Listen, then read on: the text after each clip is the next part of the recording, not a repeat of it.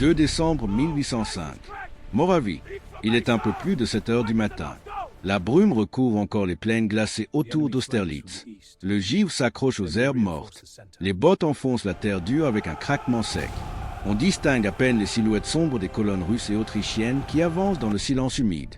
Au sommet d'une légère élévation, un homme observe. Son manteau gris se confond avec la brume. Il ne parle pas. Il attend. Face à lui, près de 85 000 soldats de la coalition austro-russe se déploient avec assurance. Ils pensent avoir acculé l'armée française. Ils croient voir une faiblesse sur son flanc droit. Ils sont convaincus que cette journée marquera la fin de l'ambition impériale. Mais derrière le silence, il y a un piège. Le soleil commence lentement à percer la brume. Une lumière dorée glisse sur les hauteurs du Pratzen. Plus tard, on l'appellera le soleil d'Austerlitz. Et lorsque cette lumière dissipera le brouillard, elle révélera non pas une armée en fuite, mais le champ d'une des plus grandes manœuvres militaires de l'histoire européenne.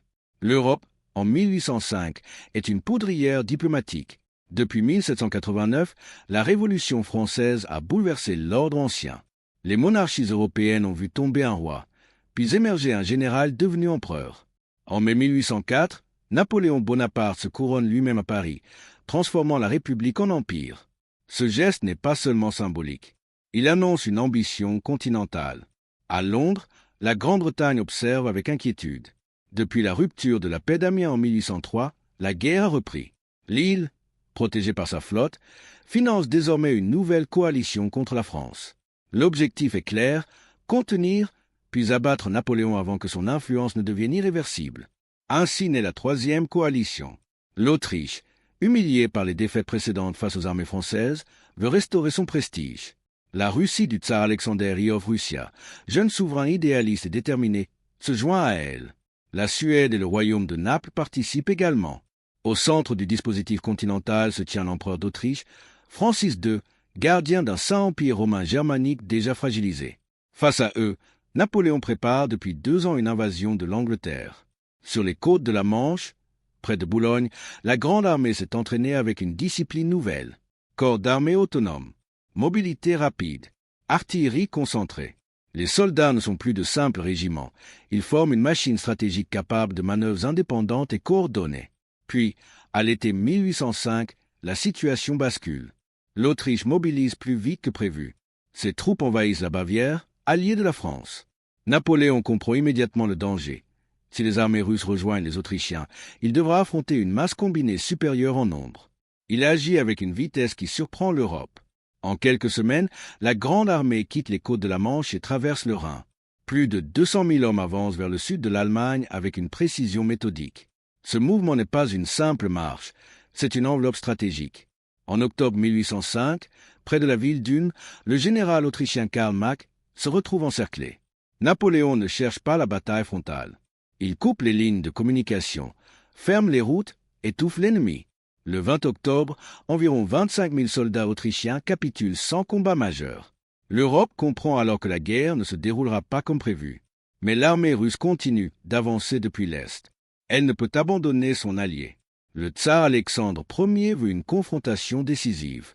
Les forces austro-russes se regroupent en Moravie, près d'une petite ville appelée Austerlitz, aujourd'hui Slavkov-Ubrna. Napoléon, lui, entre à Vienne le 13 novembre 1805. La capitale autrichienne tombe sans résistance majeure. Pourtant, malgré ce succès spectaculaire, la situation reste fragile. Ses lignes d'approvisionnement s'allongent. Ses effectifs sont dispersés.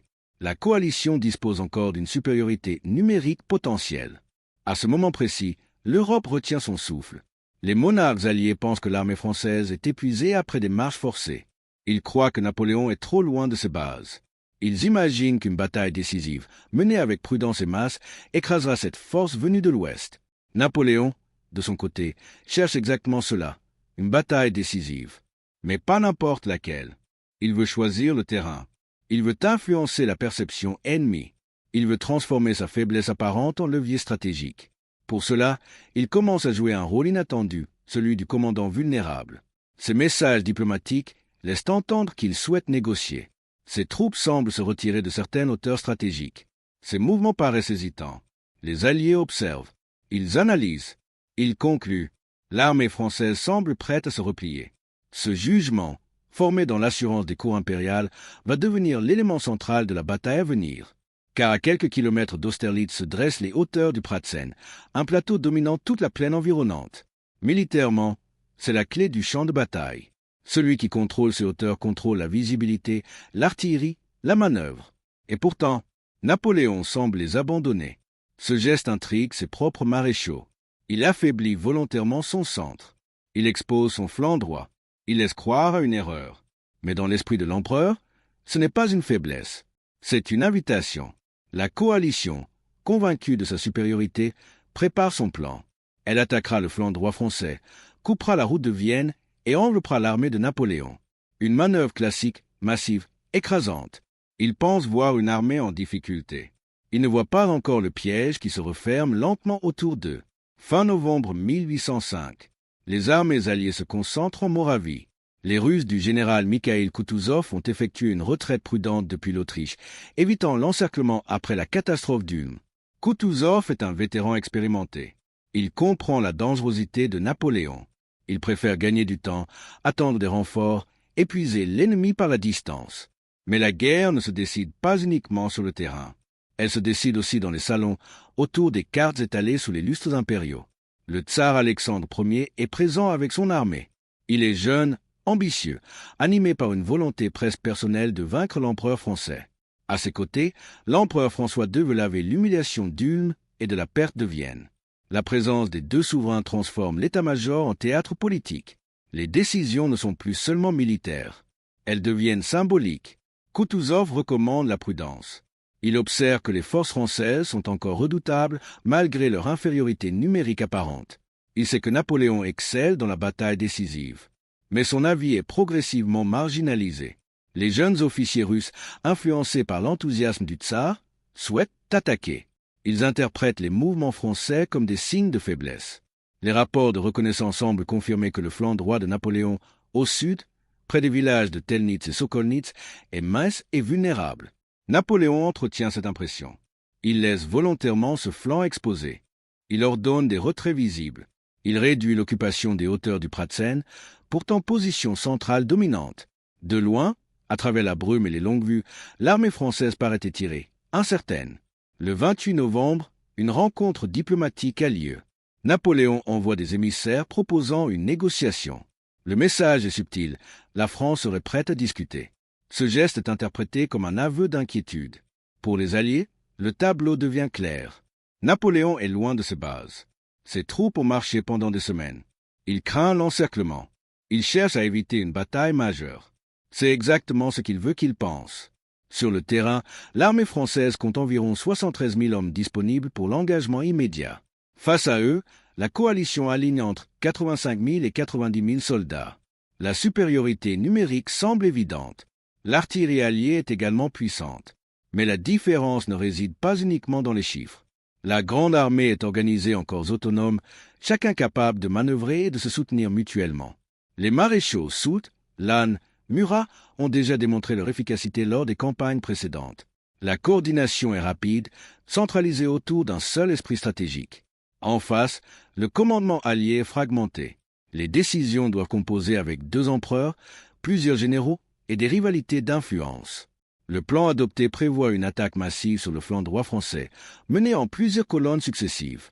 L'objectif, tourner l'armée française, couper sa ligne de retraite vers Vienne et la forcer à capituler.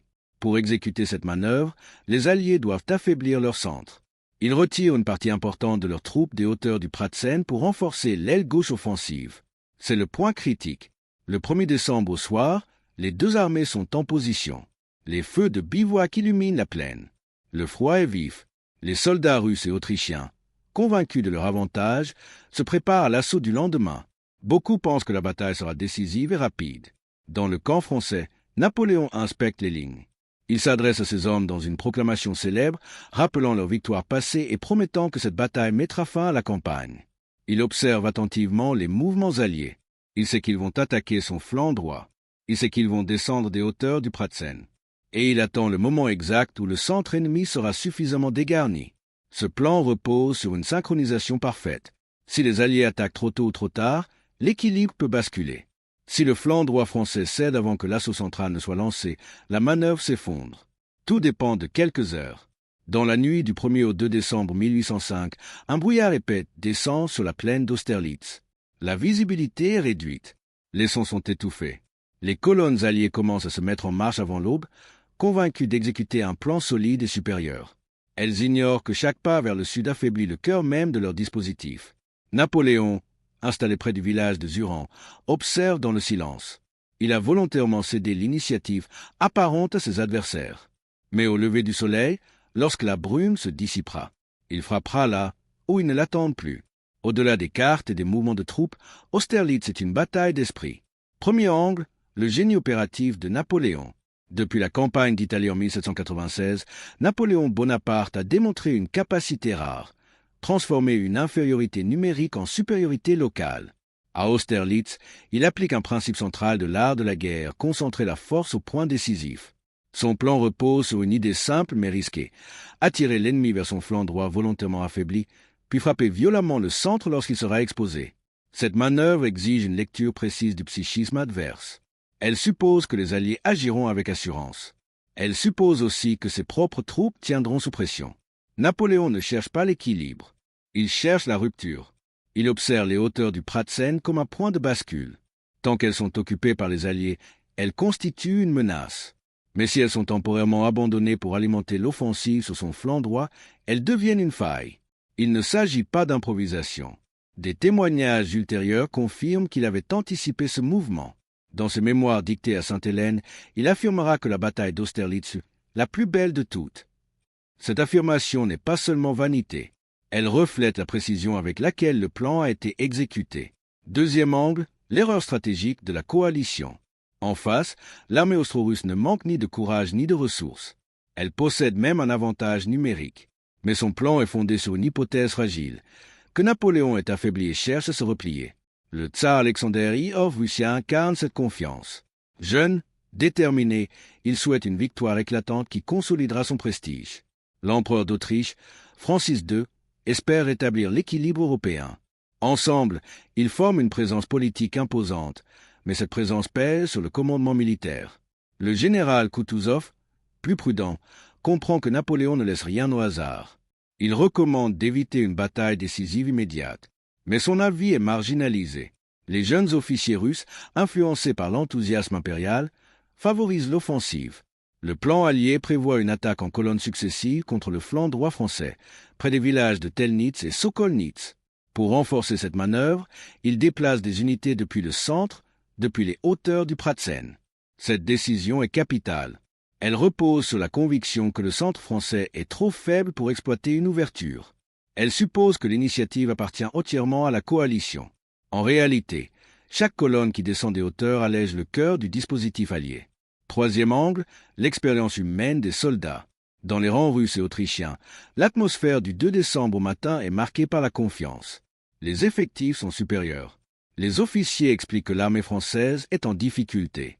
Beaucoup de soldats croient participer à une bataille qui scellera la fin de l'expansion napoléonienne.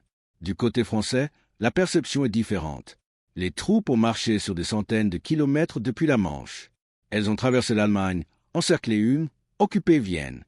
Elles sont fatiguées mais aguerries. La discipline des corps d'armée leur donne une cohésion particulière. Elles savent que leur position semble fragile. Elles savent aussi que leur empereur a choisi ce terrain. Le matin du 2 décembre, un brouillard dense enveloppe la plaine. La visibilité est réduite à quelques dizaines de mètres. Les soldats entendent plus qu'ils ne voient. Le bruit sourd des pas, le cliquetis des armes, le roulement lointain de l'artillerie que l'on met en batterie. Dans ce brouillard, l'incertitude domine. Les colonnes alliées avancent vers le sud, persuadées d'enfoncer un flanc vulnérable. Les troupes françaises du maréchal Davout, appelées en renfort depuis Vienne après une marche forcée de près de 110 km en moins de 48 heures, arrivent progressivement pour soutenir ce secteur menacé. Là encore, le facteur humain est décisif. Ces hommes, épuisés, doivent tenir suffisamment longtemps pour permettre au plan central de s'exécuter. Leur résistance n'est pas seulement tactique, elle est structurelle. Si le flanc cède trop vite, l'ensemble du dispositif français s'effondre. Ainsi, à l'aube, deux perceptions opposées coexistent sur le même champ. Les Alliés pensent attaquer une armée affaiblie. Les Français savent qu'ils jouent le rôle de l'appât. Le brouillard masque les lignes. Il masque aussi la réalité stratégique. Lorsque le soleil percera cette brume, il révélera non seulement des positions militaires, mais l'écart immense entre ce que les Alliés croyaient voir et ce qui était réellement en train de se produire. Quatrième angle, le terrain et la météo comme armes invisibles. Austerlitz n'est pas un champ de bataille choisi au hasard. La plaine est dominée par un plateau central, les hauteurs du Pratzen. Elles constituent la clé géographique du secteur. De là, l'artillerie peut contrôler les mouvements en contrebas. Les lignes de vue sont dégagées. Les réserves peuvent être déplacées rapidement. En abandonnant temporairement ces hauteurs, Napoléon transforme le terrain en piège. La topographie oblige les colonnes alliées à descendre dans des zones plus basses, plus étroites, fragmentées par des villages et des étangs partiellement gelés, notamment ceux de Satchan et de Menitz. Cette descente crée une séparation naturelle entre l'aile offensive alliée et son centre. Puis il y a la brume. Le 2 décembre 1805 au matin, un brouillard dense couvre la plaine. Les témoignages contemporains décrivent une visibilité réduite, presque oppressante. Cette brume masque les mouvements français et retarde la perception réelle du dispositif. Napoléon attend précisément que le soleil perce cette couverture grise. Lorsque la lumière apparaît enfin au-dessus du plateau, elle éclaire les hauteurs du Pratzen presque théâtralement.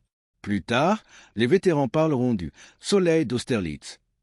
Ce n'est pas seulement une image poétique, c'est un moment tactique. La dissipation de la brume révèle l'ampleur de la descente alliée et confirme que leur centre est affaibli.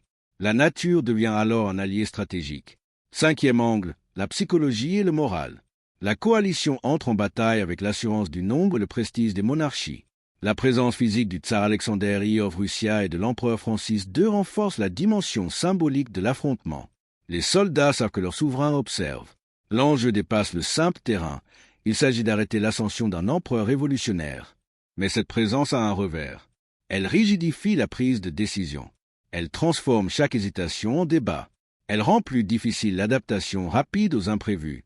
En face, l'armée française repose sur une structure différente. L'autorité est centralisée. Les maréchaux exécutent avec rapidité. Les corps d'armée sont habitués à manœuvrer de manière autonome tout en restant coordonnés. Le moral français est alimenté par une série de victoires récentes. Marengo, Ulm, l'entrée dans Vienne. Les soldats croient en la capacité de leur commandant à renverser des situations apparemment défavorables. Cette confiance n'est pas aveugle. Elle repose sur des expériences concrètes. Lorsque le combat s'engage sur le flanc droit, près de Telnitz et Sokolnitz, la pression alliée est réelle. Les Français reculent parfois, cèdent du terrain, se replient vers des positions plus défensives. Pour un observateur extérieur, cela semble confirmer la supériorité de la coalition. Mais au centre, les divisions du maréchal Soult attendent l'ordre. Elles savent que leur rôle n'est pas de résister, mais de frapper. Sixième angle, la construction du mythe. Austerlitz deviendra rapidement un symbole. Le soleil d'Austerlitz entrera dans le vocabulaire militaire comme métaphore d'une victoire éclatante. Dans les années suivantes, Napoléon Bonaparte évoquera souvent cette bataille comme l'illustration parfaite de sa méthode. Attirer, diviser, concentrer, écraser. Mais le mythe ne doit pas masquer la réalité. La bataille est aussi le produit d'erreurs alliées. La dispersion du centre, la sous-estimation de la capacité offensive française, la complexité d'un plan exécuté par plusieurs colonnes indépendantes, tous ces éléments contribuent au résultat. Les archives militaires russes et autrichiennes montrent que certaines unités se sont battues avec détermination. Les combats autour des villages ont été acharnés. Les pertes sont lourdes des deux côtés. Il ne s'agit pas d'une promenade stratégique, mais d'un affrontement brutal où l'équilibre aurait pu basculer si le timing avait été différent. Ce contraste entre perception et réalité est au cœur d'Austerlitz. Les Alliés pensent être les architectes de l'offensive. Ils deviennent progressivement les exécutants involontaires du plan adverse. Les Français semblent subir l'attaque. Ils orchestrent en réalité la désintégration du centre ennemi. À mesure que le soleil monte dans le ciel du 2 décembre, la brume disparaît. Les silhouettes se précisent. Les lignes se dévoilent. Et au sommet des hauteurs du Pratzen, encore faiblement tenu par les Alliés, un espace stratégique s'ouvre. C'est là que se trouve le véritable point de rupture. Dans quelques instants, les divisions françaises quitteront leur position dissimulée pour monter à l'assaut. Et lorsque cette ascension commencera, l'équilibre fragile de la coalition commencera à se fissurer. 2 décembre 1805. Il est environ 8 heures du matin. Le brouillard commence à se lever. Au sud du champ de bataille, les colonnes austro-russes attaquent avec détermination les villages de Telnitz et Sokolnitz. Les combats y sont violents. Les maisons changent de main. Les ponts sont disputés. Les soldats français reculent par moments, puis contre-attaquent, gagnant du temps. Ce temps est essentiel, car au centre, sur les hauteurs du Pratzen, l'espace est dangereusement éclairci. Les observateurs français distinguent désormais clairement les mouvements alliés descendant vers le sud. Des unités entières ont quitté le plateau pour renforcer l'offensive contre le flanc droit français. Le cœur du dispositif ennemi est aminci. Vers 8h45, Napoléon se tourne vers le maréchal Soult. Il pose une question simple. Combien de temps faudra-t-il à vos divisions pour atteindre le sommet? Soult estime qu'il lui faudra moins de 20 minutes. L'ordre est donné. Les divisions Saint-Hilaire et Vandamme, appartenant au 4e corps, quittent leur position dissimulée dans les replis du terrain et commencent leur ascension vers les hauteurs du Pratzen. Elles avancent en colonne serrée, traversant les dernières nappes de brume encore suspendues au-dessus de la plaine. À mesure qu'elles montent, le soleil perce définitivement le brouillard. La lumière frappe le plateau. Le moment est venu. Les forces alliées encore présentes sur les hauteurs sont surprises par la rapidité de l'attaque. Elles ne s'attendaient pas à une offensive massive au centre. Leur attention est tournée vers le sud, là où elles pensent porter le coup décisif. Mais c'est au centre que la fracture s'ouvre.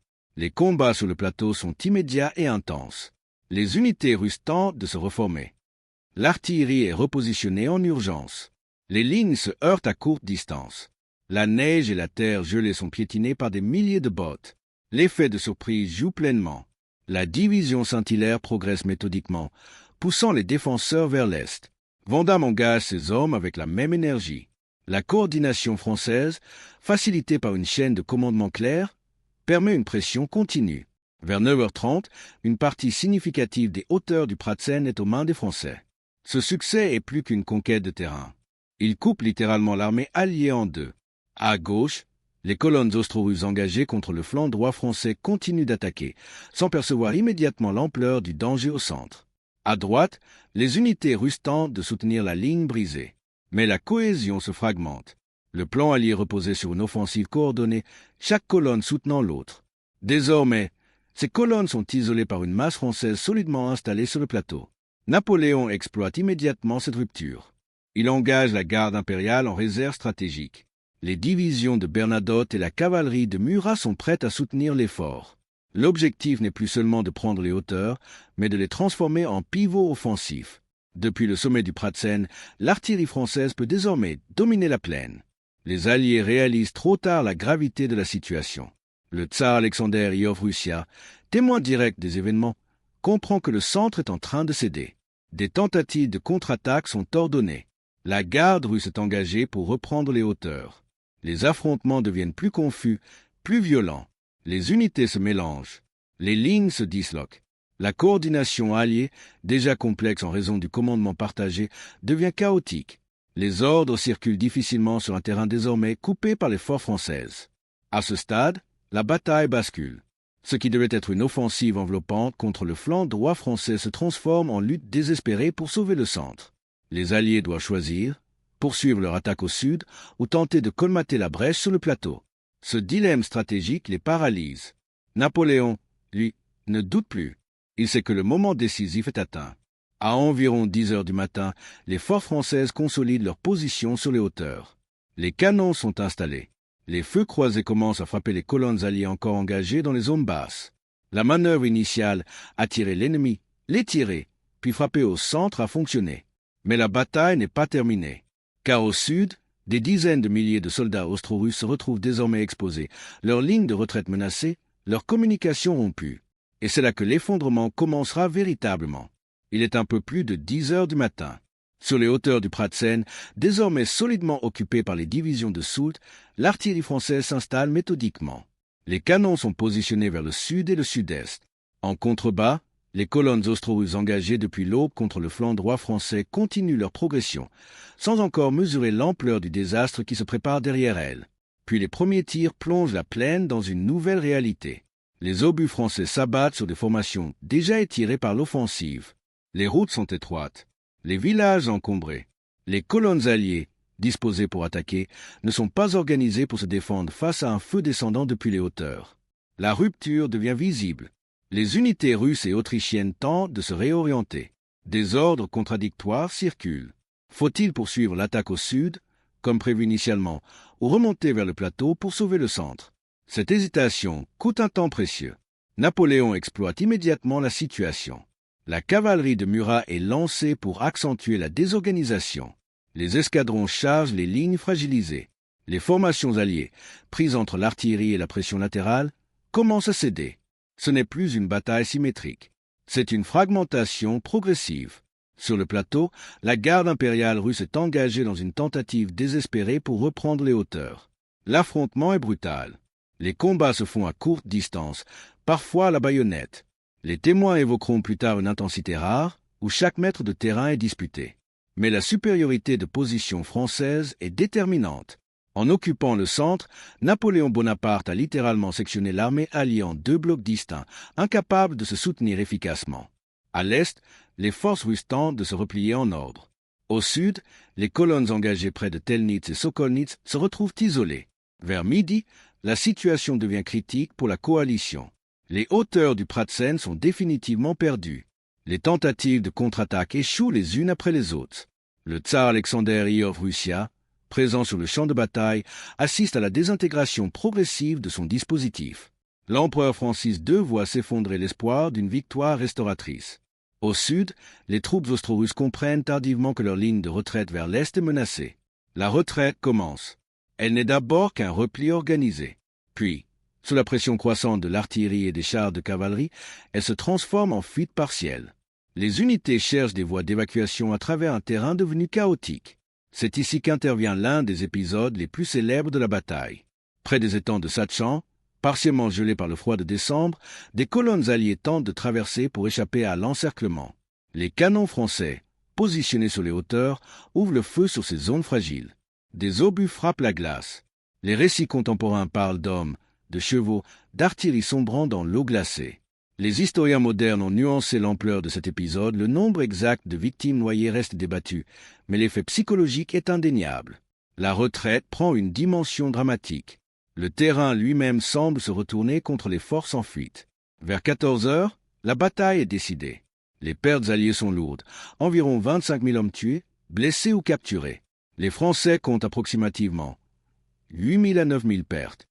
L'écart reflète l'efficacité de la manœuvre centrale. Mais au-delà des chiffres, c'est la structure même de la coalition qui s'effondre. Le plan initial, fondé sur une attaque coordonnée et massive contre un flanc supposé faible, a été inversé. Ce flanc a résisté suffisamment longtemps. Le centre, dégarni par choix stratégique, est devenu le point de rupture. En moins de 6 heures, l'équilibre européen a basculé. La bataille d'Austerlitz n'est pas seulement une victoire tactique. C'est une démonstration opérative. Une illustration presque académique de la concentration des forces au point décisif. Lorsque le soleil commence à descendre dans le ciel d'hiver, les hauteurs du Pratzen sont silencieuses. Les canons cessent progressivement leur feu. Les survivants alliés se retirent vers l'est, laissant derrière eux des milliers de morts, de blessés et une coalition brisée. Le soleil d'Austerlitz éclaire désormais un champ de bataille transformé. Ce qui devait être la fin de l'expansion française devient le sommet de sa puissance. Mais toute victoire décisive entraîne des conséquences qui dépassent le champ de bataille. Et celles d'Austerlitz vont redessiner la carte de l'Europe. À l'issue de la bataille, le paysage d'Austerlitz est méconnaissable. Les villages sont en partie détruits, les routes encombrées de charrettes brisées, de cadavres et de blessés. La plaine porte les traces de l'artillerie et des chars de cavalerie, et la glace des étangs, éclatée sous les impacts des obus, reflète un soleil bas et froid. Napoléon ne célèbre pas immédiatement. Il observe les positions, évalue la situation et note la dispersion de l'ennemi. La victoire est nette. Environ 36 000 soldats austro-russes sont hors de combat, tués, blessés ou capturés, contre moins de 9 000 Français.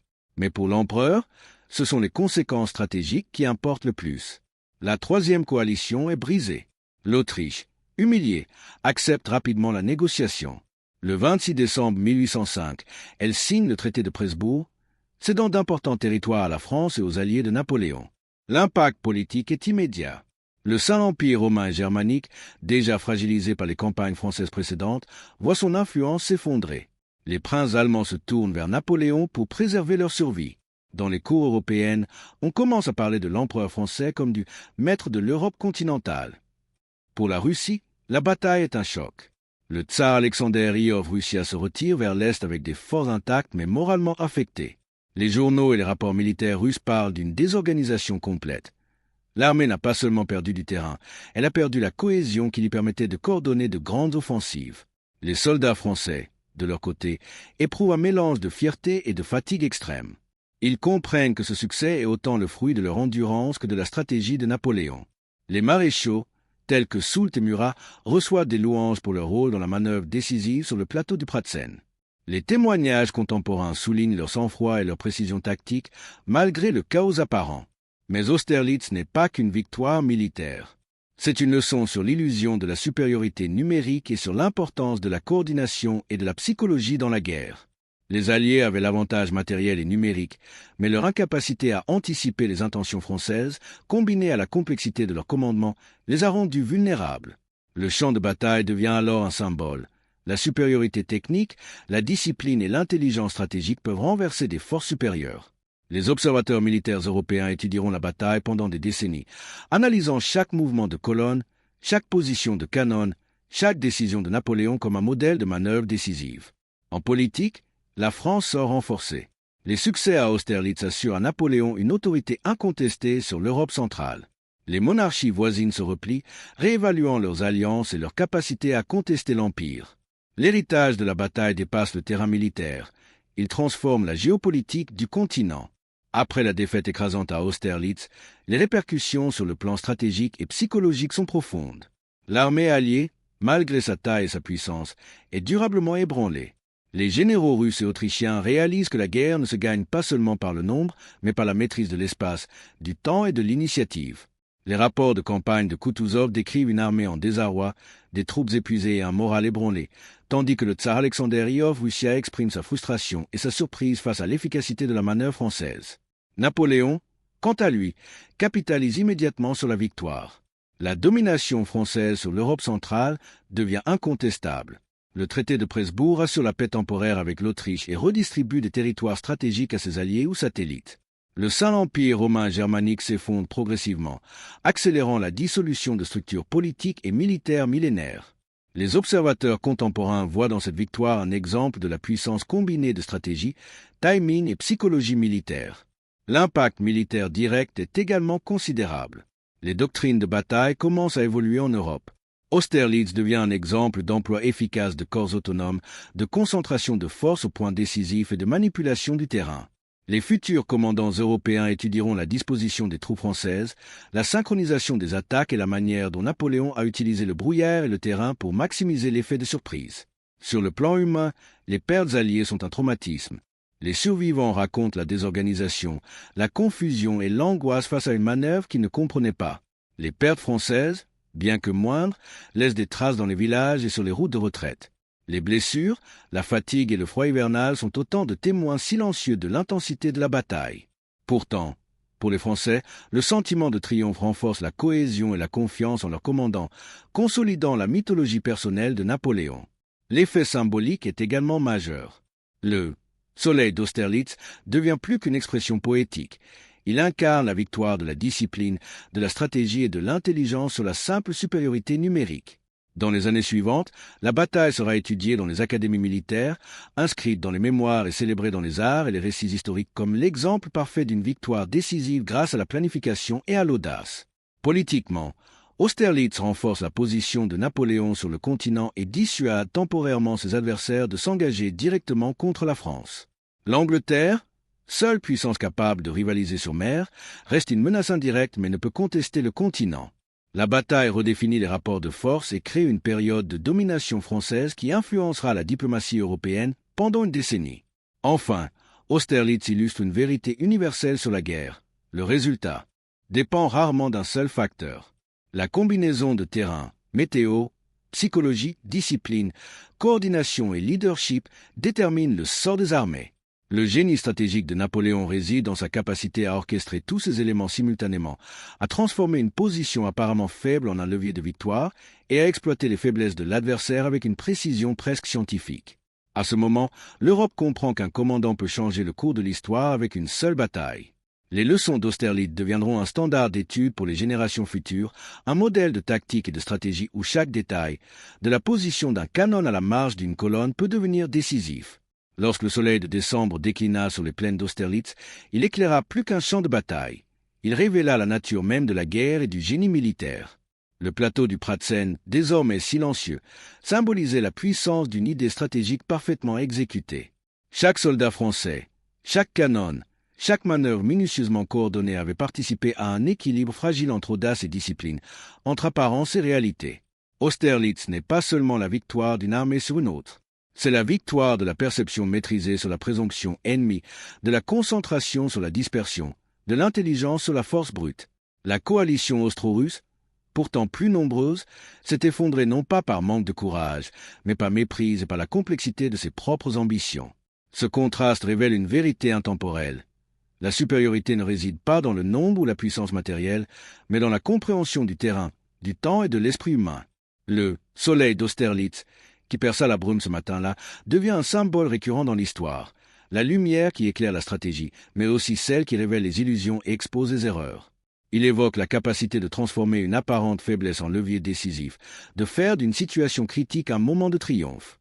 Chaque flamme d'artillerie, chaque mouvement de cavalerie et chaque pas sur la plaine gelée raconte la discipline, l'endurance et la vision d'une armée capable de se dépasser. Cette bataille rappelle également la fragilité des empires et des coalitions. Même les forces les plus puissantes peuvent s'effriter si elles manquent de cohésion ou de lucidité.